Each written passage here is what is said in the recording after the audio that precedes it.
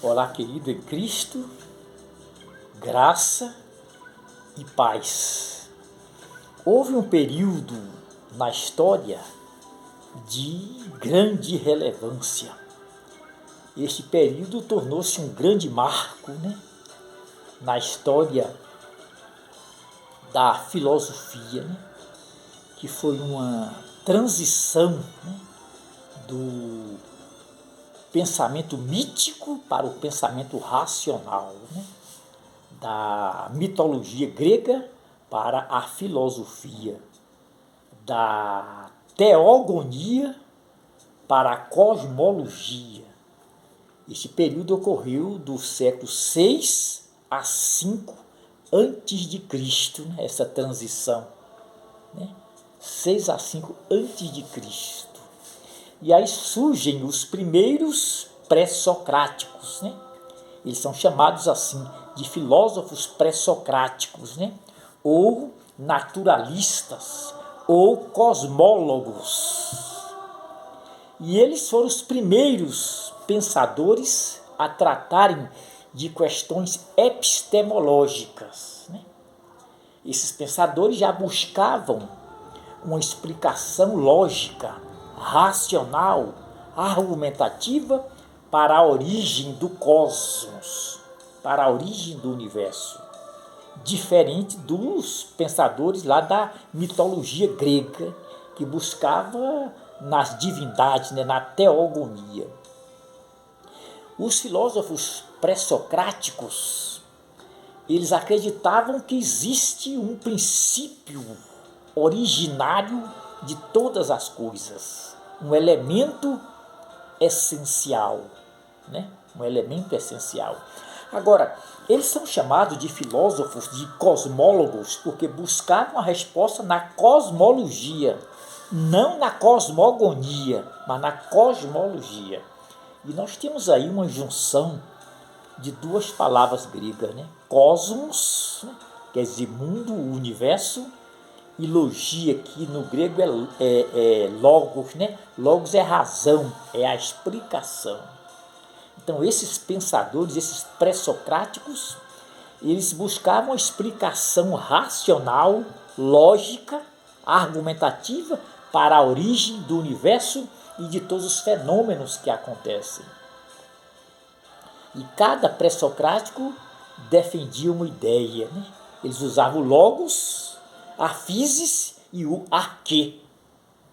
A physis, ela vai além do... Alguns acham que a physis significa natureza, mas a physis é a natureza ou o universo em sua totalidade. Então eles usavam o logos, a physis e o arquê.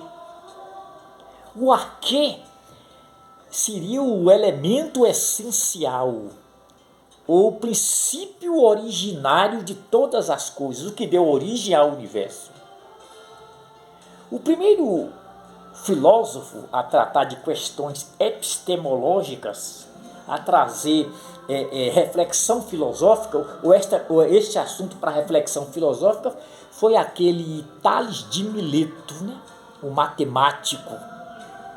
Na concepção de Tales de Mileto, o arquê, ou o princípio originário do universo, era a água. A água é o elemento essencial.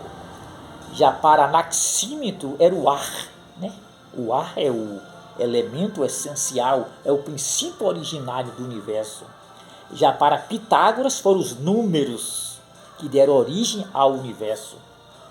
Já para Heráclito foi o fogo, Heráclito de Éfeso foi o pensador do mobilismo. Na concepção dele, tudo transforma, tudo passa. Ele é conhecido por aquela frase, que o homem não pode banhar nas mesmas águas duas vezes, porque tudo passa, tudo transforma.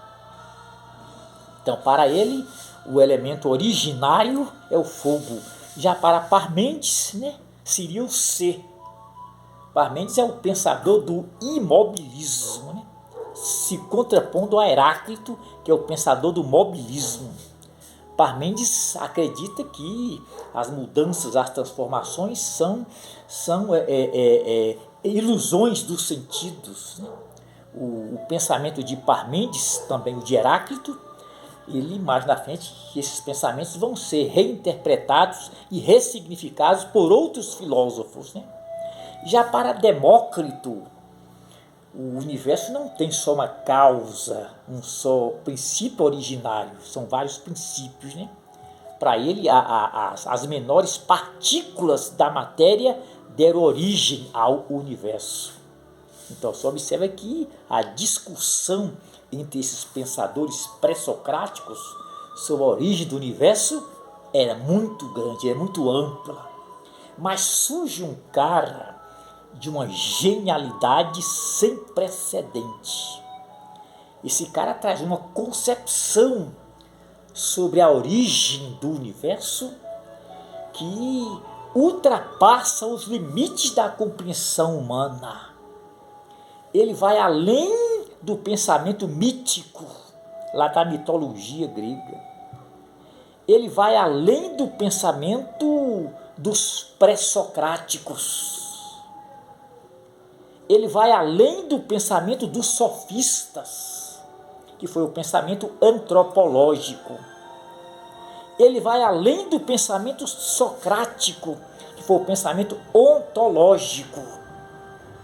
Ele vai além da cultura greco-romana. Ele vai além dos limites da compreensão dos judeus da época. Quando ele diz que no princípio era o verbo, era o logos. Nenhum pré-socrático defendeu essa ideia. No princípio era o logos. Aí ele diz que o logos estava com Deus. Observa que ele vai argumentando e vai se aprofundando mais e mais. No princípio era o logos. O logos estava com Deus. O logos era Deus. Quer dizer, ele dá deidade ao logos.